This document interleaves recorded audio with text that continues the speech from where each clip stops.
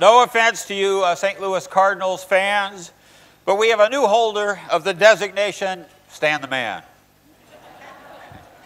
Lifetime contributions to economic policy, that's the criterion. Stan fits the bill like almost no one else. Let me just give you the job titles. Chief Economist of the World Bank, First Deputy Managing Director of the IMF, Governor of the Bank of Israel, and soon to be Vice Chairman of the Federal Reserve. And so far, so good. He's done a great job at every one of his previous engagements. In fact, he's been recognized as one of perhaps the best world's best monetary authority for his stint at the Bank of Israel. He's been a teacher and a role model for a group of fantastic students at MIT. His students include Ben Bernanke, Mario Draghi, and Greg Mankiw, Larry Summers, just to name a few. So I couldn't think of a more deserving award winner, but actually to really present this prize, or at least we'll do it together, you need to hear from George Shultz.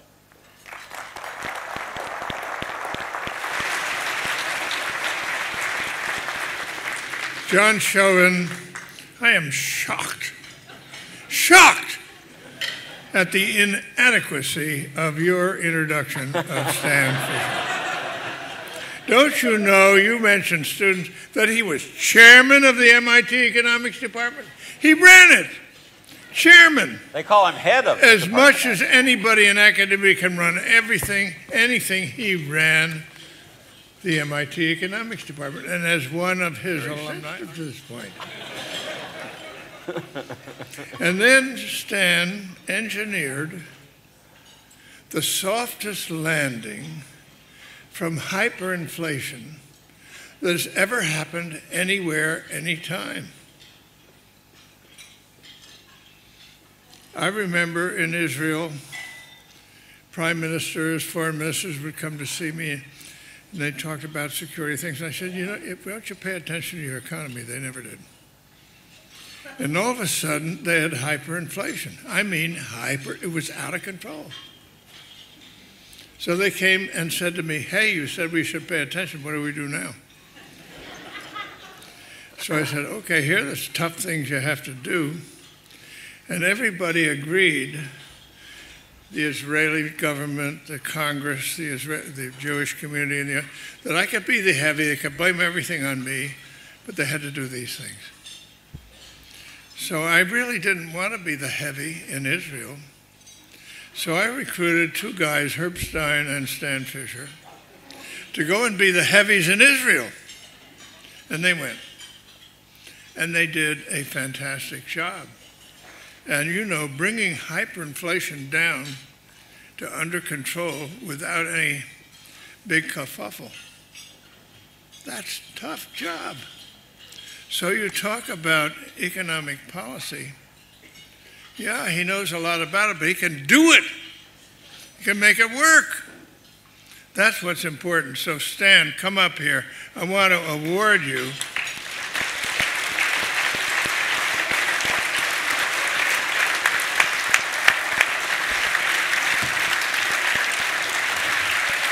I want to award you the SIEPR Prize, Mr. Hyperinflation himself. Thank you, George. Can I take the ribbon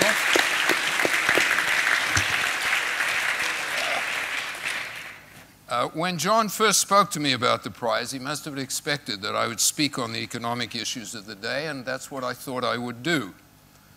However, since then, I've been nominated by President Obama, but not so far confirmed by the Senate for the position of Vice Chair of the Federal Reserve Board. This puts me in a particularly weak position to talk about the problems of the day. The advice I've been given is there is no upside to saying anything interesting. That's the... So I'm going to look back and see if there's anything interesting in the history.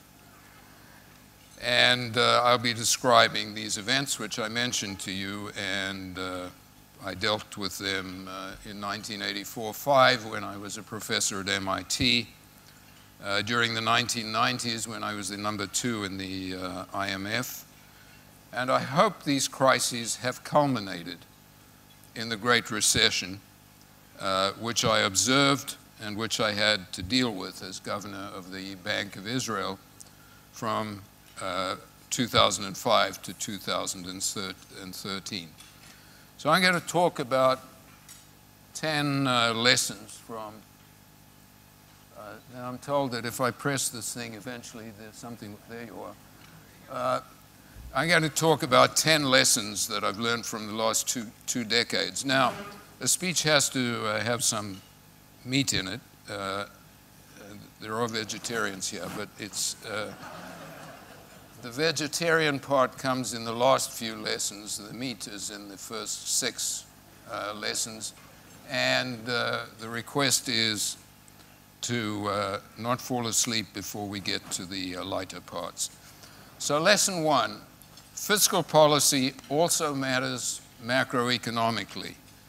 Now, word tells me that macroeconomically is not a word, but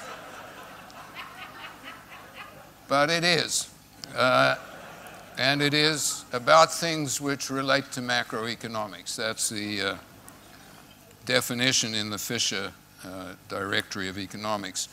It has always been accepted that fiscal policy, in the sense of the structure of the tax system and the composition of the government spending, matters for the behavior of the economy.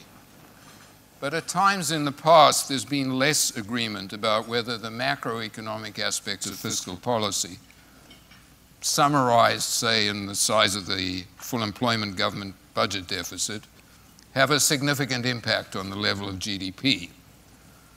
One thing that is absolutely clear from the crises I've had to deal with and from the Great Recession is that cutting government spending and raising taxes in a recession to reduce the budget deficit generally makes the recession worse.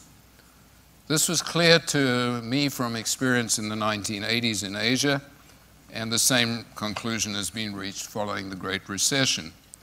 But at the same time, it needs to be emphasized that there are circumstances in which a fiscal contraction can be all that you can do, particularly for a country running an unsustainably high deficit.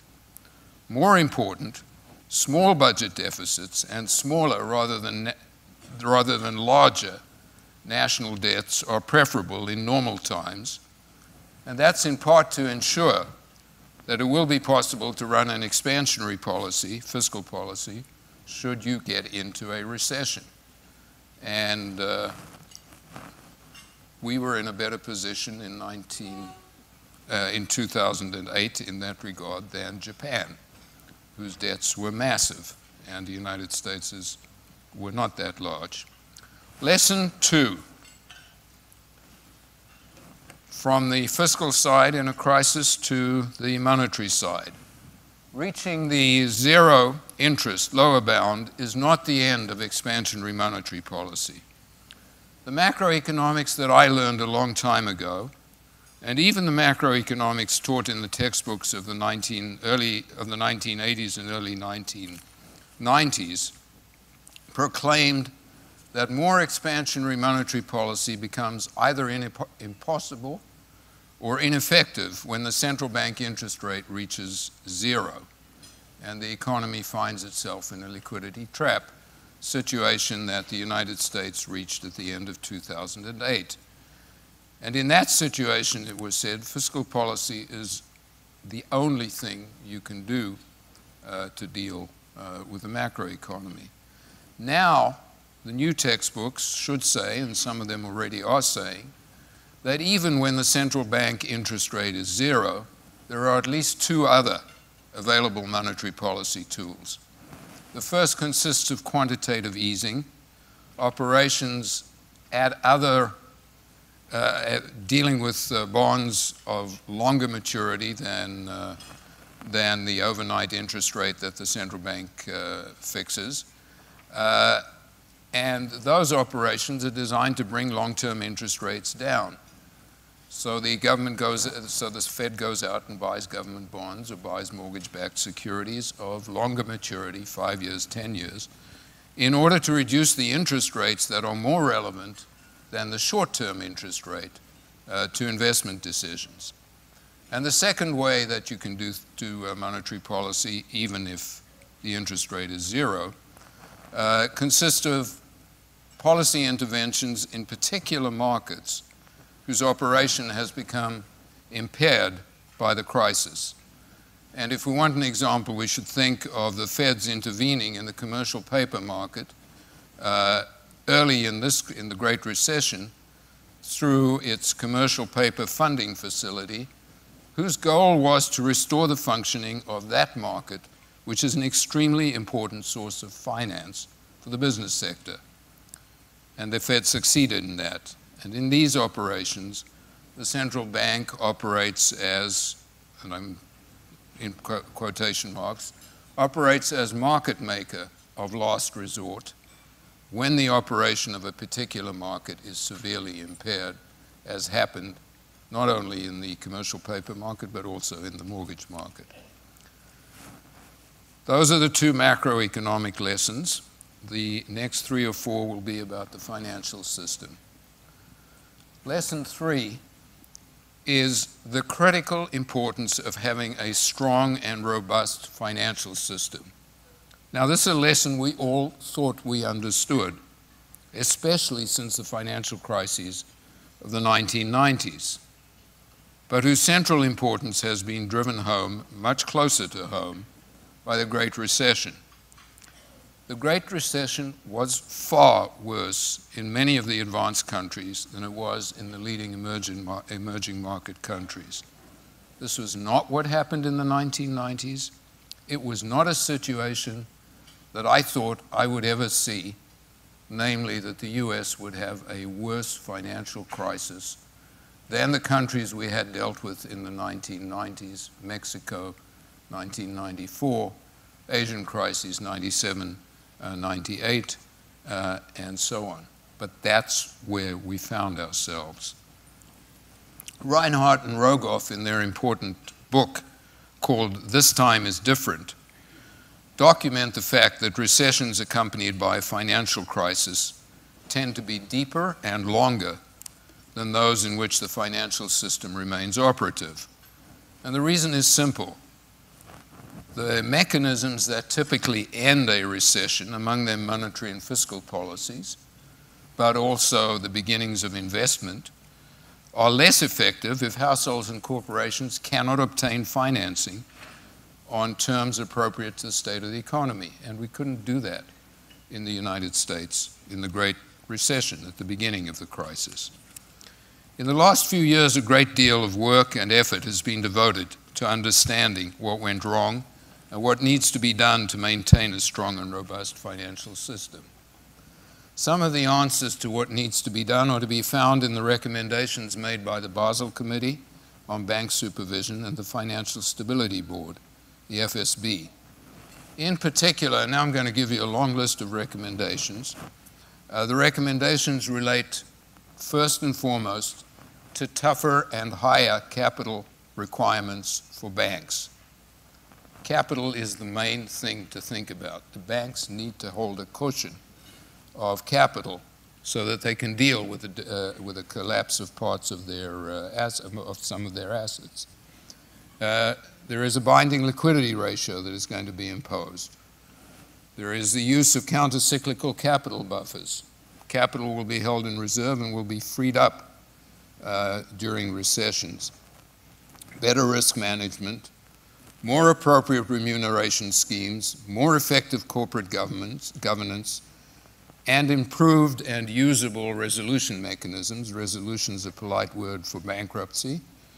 Resolution mechanisms, of which I will say more shortly. And they also include recommendations for dealing with the clearing of derivative transactions and with the shadow banking system. In the United States, many of these recommendations are included or enabled in the Dodd-Frank Act, and progress has been made on many of them. Now, that's a long list, and one hears frequently from people in the financial sector. It's excessive. After all, where the crisis is over, we've dealt with it. We cannot overstate the importance of getting this right. We cannot have this happen again. And the banking sector did not behave intelligently, nor did some of the supervisors, and we simply have to correct those problems. And if it takes something that people in the industry think of as overkill, well, so be it. You can't do these things too finely. You can't just be on the edge of stability, because banking systems are vulnerable to runs and bankers are vulnerable to enthusiasms that the facts may not justify. Lesson 4. The strategy of going fast on bank restructuring and corporate debt restructuring is much better than regulatory forbearance. Some governments, faced with the problems of failed financial institutions in a recession, appear to believe that regulatory forbearance, which means giving institutions time to try to restore their solvency by rebuilding their capital, will heal their ills. But, and this sentence I'll have to say twice because it's not straightforward, recovery of the economy depends on having a healthy financial system, but recovery of the financial system depends on having a healthy economy. So this strategy rarely works, of waiting for a failed financial system to mend itself by reinvesting its profits. This lesson was evident from what happened in Asia in the 1990s, and it was reinforced during the Great Recession by the contrast between the response of the US economy and that of the Eurozone economy to the low interest rate policies each implemented. One important reason that the US economy recovered more rapidly than the Eurozone is that the US moved very rapidly, using stress tests for diagnosis and top funds for financing, to restore bank capital levels, whereas banks in the Eurozone are still waiting for the rigorous examination of the value of their assets that needs to be the first step in restoring the health of their banking system. The US did that right. Lesson 5. It's critical to develop now the tools needed to deal with potential future crises without injecting public funds. This problem arose during both the crises of the 1990s and the Great Recession, but in different forms. In the international financial crisis of the 1990s, as the size of IMF financial packages grew, the pressure to bail in the private sector lenders to countries in trouble mounted, both because that would have reduced the need for official financing and because of moral hazard issues. In the 1980s, and to a somewhat lesser extent in the 1990s, the bulk of international lending was by the large, globally active banks.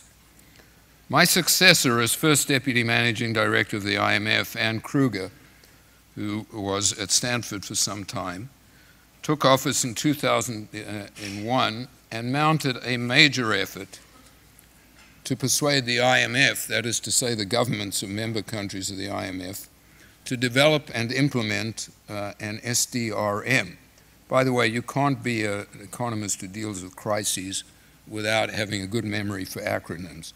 The SDRM would have set out conditions under which a government could legally restructure its foreign debts without the restructuring being regarded as default. Now, recent efforts to end too big to fail in the aftermath of the Great Recession are driven by similar concerns, by the view that we should never again be in a situation in which the public sector has to inject public money into failing financial institutions in order to mitigate a financial crisis. In most cases in which banks have failed, shareholders indeed lost their claims on the banks, but bondholders frequently did not. Based in part on aspects of the Dodd-Frank Act, progress has been made in putting in place measures to deal with this too big to fail problem.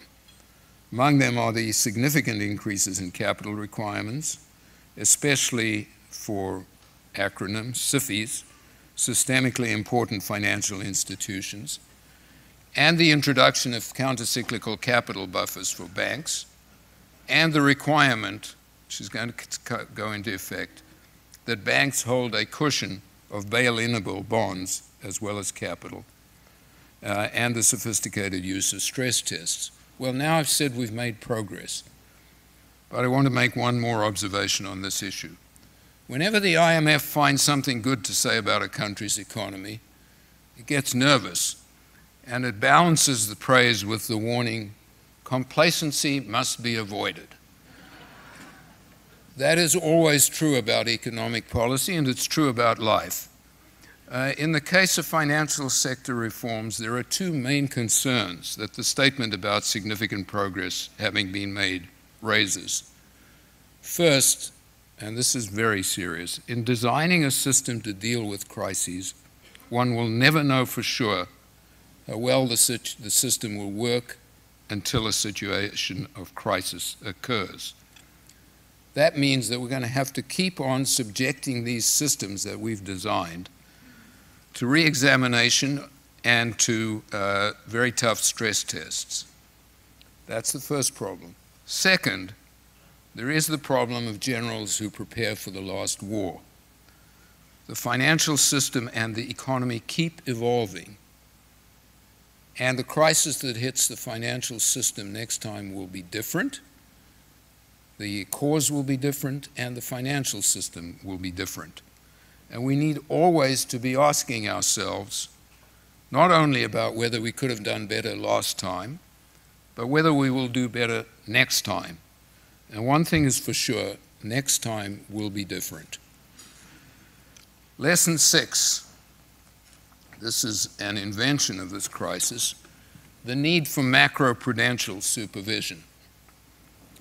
Supervisors in different countries are well aware of the need for macroprudential supervision, where this term involves two elements.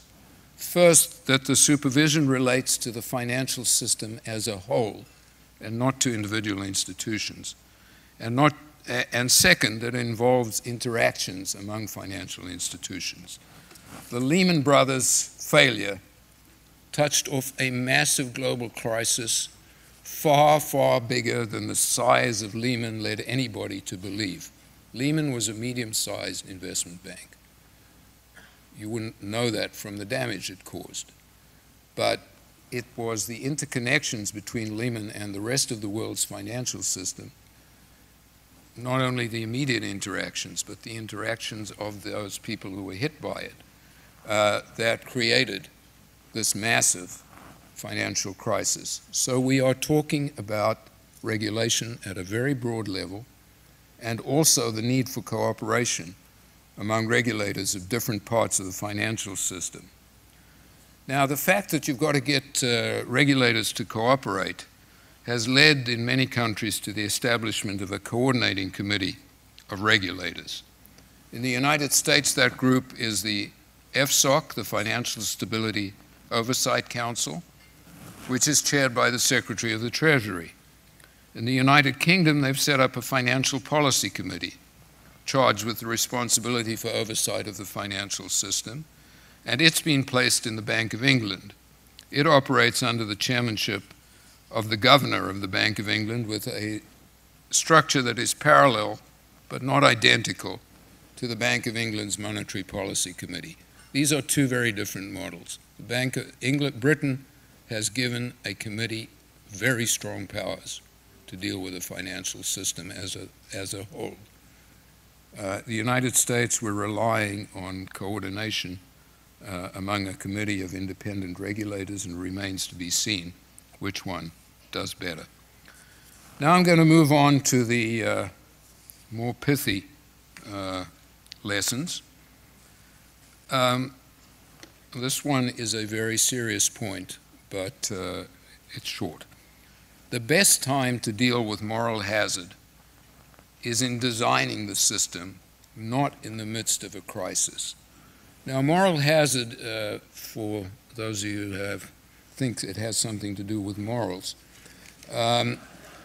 is a term from French, I believe, which was used in the literature on gambling and then gradually made its move into economics. It relates to the fact that when you insure something, you change people's behavior, and their behavior makes it more likely that the risk that they're insuring against occurs. If you've got fire insurance, you're a little less likely to be super duper active in watching for fires because you've got this. And there was a literature which said that the introduction of seat belts could have created more accidents rather than less because people would feel safer and drive faster. Well, that's not what the results said, but it's a theoretical possibility. Now, at the start of the Korean crisis at the end of 1997, critics, including friends of mine, told the IMF that it would be a mistake to enter a program with Korea, that is, to lend money to Korea, since this would increase moral hazard. It would encourage other countries to get into crises, or at least reduce the penalty for getting into crises. I was not convinced by their argument, which at its simplest could be expressed as, you should force Korea into a greater economic crisis than is necessary in order to teach them a lesson. Well, that's very nice until you ask who's them. It was probably not the 46 million people who lived in Korea at that time. It probably was, in the thinking of those who made this argument, the policymakers in Korea, and it certainly was the bankers and the others who had invested in South Korea. The calculus of adding to the woes of a country already going through a trauma in order to teach policymakers, bankers, and investors a lesson did not convince the IMF, rightly so, to my mind. But then the question arises, when, if ever, can you deal with moral hazard? And the answer is you can, by building a system that will, as far as possible, enable policymakers to deal with crises in a way that does not create moral hazard in future crisis situations. That is the goal of the financial sector reforms now underway, to create mechanisms and institutions that will put an end to too big to fail. Lesson 8, don't overestimate the benefits of waiting for the situation to clarify. Early in my term as governor of the Bank of Israel, when the interest rate decision was made by the governor alone, that was me at the time, I faced a very difficult decision on the interest rate. I told the advisory group with whom I was sitting that my decision was to keep the interest rate unchanged and wait for the next monthly decision when the situation would have clarified. The then deputy governor commented, "It's never clear next time, it's just unclear in a different way," which I have christened as the Tolstoy rule from the first sentence of Anna Karenina, every unhappy family is unhappy in its own way. Every difficult decision is difficult in its own way. It is not literally true that all decisions on interest rates are equally difficult, but it is true that we tend to underestimate the lags in receiving information and the lags with which policy decisions affect the economy. And these lags led me to try to make decisions as early as possible, to try and identify emerging crises early, rather than to wait for absolute certainty, even if that meant that there was more uncertainty about the correctness of the decision than would have been appropriate had those lags not been absent. So we tried to move early, and we did move early. We were the first to cut interest rates after Lehman, and we were the first to raise interest rates when the economy started recovering. Lesson 9, never forget the eternal verities, which is to say, the lessons of the IMF. A country that managed itself well in normal times is likely to be better equipped to deal with the consequences of a crisis and likely to emerge from it at lower cost. Therefore, we should believe in the good housekeeping rules the IMF has tirelessly promoted. In normal times, countries should maintain fiscal discipline and monetary and financial stability. At all times, they should take into account the need to follow sustainable, growth-promoting macro and structural policies. And they need to have a decent regard for the welfare of all segments of society. Well, that's an easy list to make. It's more difficult to fill in the details, to decide what policies to follow in practice, and it may be very difficult to implement such measures, particularly when times are good. And those of you who were here to hear Leon Panetta earlier today know exactly what I'm talking about. But a country that does not implement these policies when it can is likely to pay a very high price. Lesson 10 will not appear on the screen. I want you to wait. It's the end of the lecture. One is frequently asked in the course of crises about future actions. Can you promise that you will never intervene in the exchange markets? Well, I didn't want to intervene in the foreign exchange markets. I hoped we wouldn't have to intervene, but I couldn't promise. And then you sort of start getting yourself into very complicated situations because you can't tell lies. And frequently the actions that you do undertake, we did intervene in the foreign exchange markets, are decisions you would have preferred not to have to undertake. Well, here's a few final words of advice. This is part one of the lecture, people. Final words of advice to central bankers and to anybody else who's going to face a press which is trying to trap you into saying things you don't want. Never say never. Right, now I'm going to tell you about the wisdom of my teachers. And I'm going to talk about teachers, most of whom I worked with George and with Herb. But this is not about George Schultz or about Herb Stein. This argument about econometric models, I'm sure every one of you who makes forecasts has heard it. Econometric models are no use, they're terrible, they're useless. How can you expect past behavior to be the same as future behavior and all that? I think the simplest story about econometric models is Samuelson's. Bob Solow is a great economist. He has a tremendous sense for what's happening in the economy. And Paul said he'd rather have Solow than an econometric model, but he'd rather have Solow with an econometric model than Solow without one. And that tells you econometric models can help. They can never replace human intelligence. Now, Herb Stein was a person whom I had met previously, but whom I had the privilege of working with as a result of George putting us together in advising him on the Israeli economy. Now, to the guys who are controlling these are supposed to come after one. I give one block and only one message is supposed to appear. Yes. Okay. Herb Stein said to me one night over dinner in Washington when we had a meeting during the day with George, he asked me, what's going on in Israel, in the Israeli economy? So I gave him a wonderful lecture. It would have been terrific if it had been an exam question. I'd have probably got an A. Lots of details and so forth. And then he listened very patiently. At the end of it, he said to me, yes, but what do we want them to do? Well, I hadn't thought of that. I described this situation in exquisite detail. And the key question, if you're in policy, is what are you recommending? Not how well do you understand why they can't do anything. Not how well do you understand the underlying mechanisms at work. It's what is it that you're going to say? And you can't ever forget that. Second Herb line.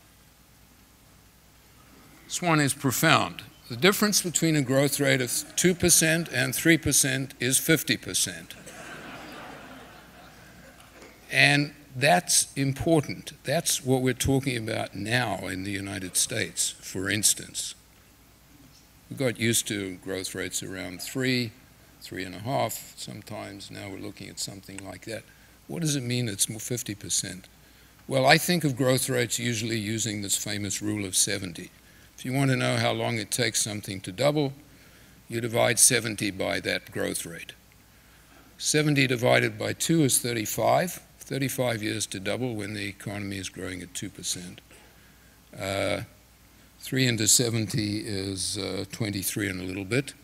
23 years to double if you're growing at 3%. That difference is very large.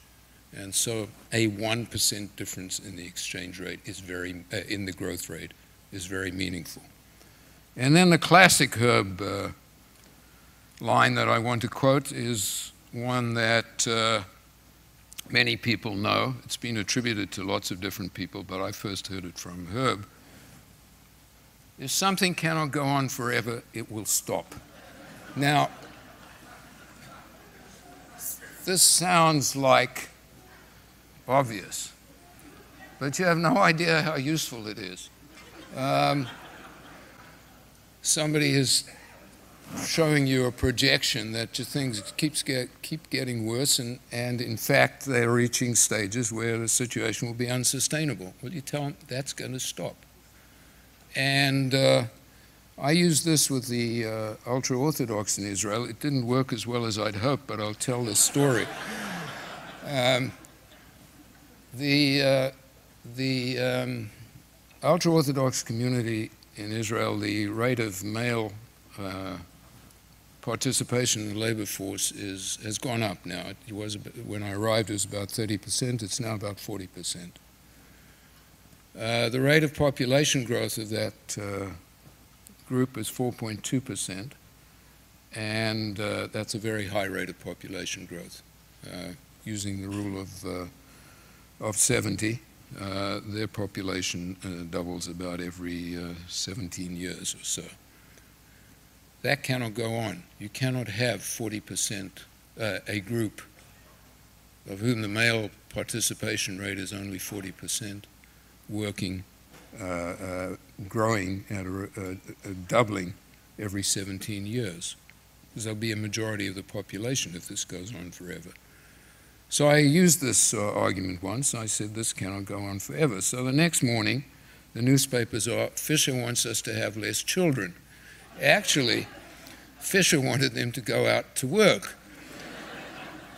And it took a lot of explaining, but it turned out this was not coincidental, because the next time I said it, they came up with the same headline. So there was a message being sent to me, but that advice is very important indeed, and you need to remember it. And the question is, how is it going to stop? Are you going to stop it in a crisis, if you're talking about budget deficits? Or are you going to stop it intelligently before the crisis comes? And I think we heard that also from Leon Panetta today. Now I want to talk about a person from whom I learned a great deal, Michel Camdessus, the former head of the IMF, who was called the managing director of the IMF, with whom I worked from 1994 to 1990 when he stepped down. One morning in, there are four here. One morning in 1995, early in the year, very early one morning, I got a phone call from somebody in the US Treasury saying, remember we promised $40 billion to Mexico? Yeah, we certainly remembered. In fact, we were waiting to see whether it would be produced. Well, we can't, Congress won't agree. But they will provide $20 billion. Can you come up with $20 billion by 9:30 a.m. tomorrow, when we promised there'd be an announcement? I called Michel Camdessus at 5:30 or 6 in the morning. I wanted him to have a good night's sleep. and explained the situation to him, and he said, we'll meet in my office at 7 a.m., and his first words were, gentlemen, and they were all gentlemen, gentlemen, this is a crisis, and in a crisis you do not panic. And that you have to keep reminding yourself. It doesn't help. It helps not at all to get into a panic. It just makes the situation worse, and you can actually say that to yourself and prevent yourself getting into that situation. Second, whenever the IMF was under attack in the press or by politicians, I would say things to the managing director, Michel, what do we do now? I tried not to panic. His inevitable answer was, we must do our job, which was ignore that noise. Get on and do what you're supposed to do. There's a much more elegant Arab and Israeli proverb which says the same thing. It says, the dogs bark and the caravan moves on. And that's the same message as we must do our work. Number 3, I once told Michel, the managing director of the fund, that life would be much easier for everyone in it if he would only get himself a cell phone.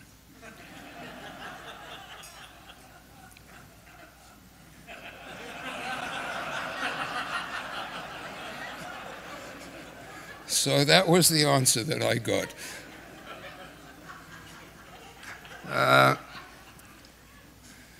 Number 4, and this one is a very good lesson, and a very good lesson of bureaucracy. It's on delegation.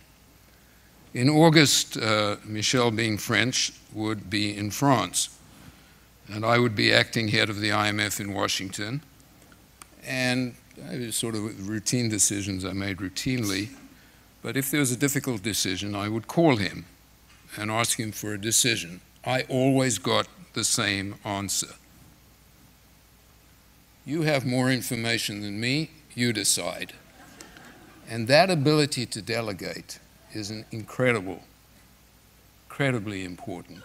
You cannot have the guy on top double-checking and triple-checking everything. I mean, it was exceptional that I got to make those decisions. But he was comfortable with delegating. And once when he came back, it was clear that he was unhappy about some decision I made. And I went and told him, he didn't know who'd made it, and I went and told him I'd made it. And he looked at me and he said, well, I agree with 95% of the decisions you make, and I don't think it's worth arguing about 1 out of 20, and just left it like that.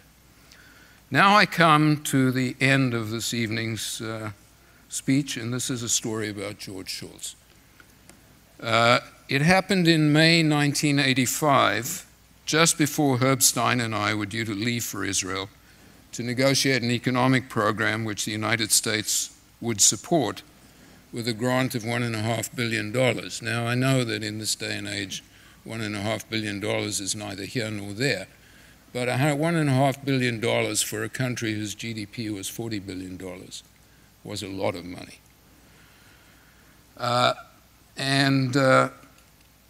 I was at MIT, and we lived in Boston, and Herb lived in Washington. We spoke on the phone about the fact that we had not been given authorization to impose any conditions on receipt of the money. So Herb volunteered to go and talk to the Secretary of State to ask him for authorization to impose conditions on the Israelis before they would get the money. And the conditions would be, you undertake this measure to reduce the budget deficit, and so forth. Well, Herb called me after his meeting, and he said that the Secretary of State was not willing to impose any conditions on the aid. We agreed this was a problem, and he said to me, well, why don't you try? So I rushed down to Washington the next morning and arrived in the Secretary of State's office at 9 o'clock. I had this brilliant speech all ready to deliver, but he didn't give me a chance to say a word. He said, you want me to impose conditions on Israel? I said, yes. He said, I won't. Well, I thought that was a long way to come without without asking for an explanation. So I asked him, why not? He said, because the Congress will give them the money, even if they don't carry out the program, and I do not make threats that I cannot carry out. That is an extraordinarily important lesson, but it's not the end of this story. That justification left the negotiating team with a problem. So I said, well, that's very awkward. We're going to tell them to stabilize the economy, you need to do these 10 things. And they'll be asking themselves, and if we don't? And we've got to be able to say to them something about if they don't. So the Secretary of State thought for a while, and he said, you can tell them that if they do not carry out the program, I will be very disappointed.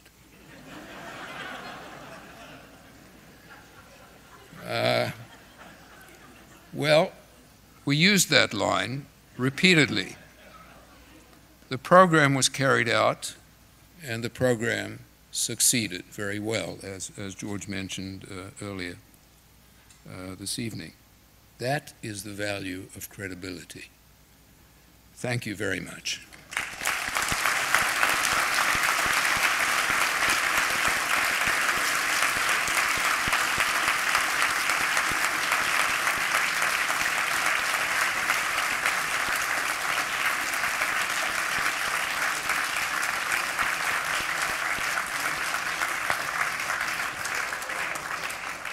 What are the rules? I spoke a bit too long. That's okay. Huh? I want to thank Stan. Now, as Stan says, we also have a reputation, and our reputation is that we don't go long.